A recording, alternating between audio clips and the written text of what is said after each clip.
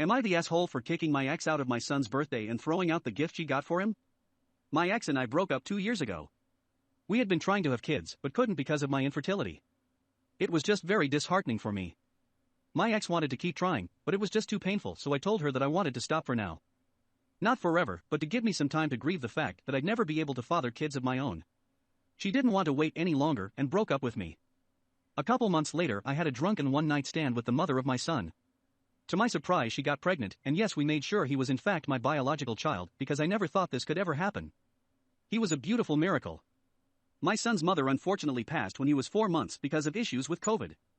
Ever since she passed, I've been a single father, and my ex has tried to make contact with me. I don't want to have any contact with her because my life is different now, and there's no place for her anymore. Her biggest advocate has been my sister since we were together for years and only broke up due to the kids' conflict. Apparently now that I have a child we could make it work. We celebrated my son's first birthday 2 weeks ago. My family and his mother's family were there.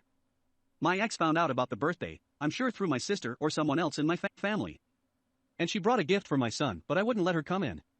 We had an argument at the door because she would not leave.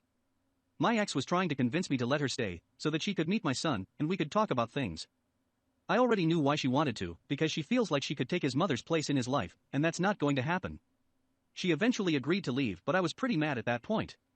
She wanted to leave the gift for him, but I refused to accept it so that she doesn't think she has a chance of being around. She left the gift at my door, so I threw it away. He got plenty of other gifts anyways.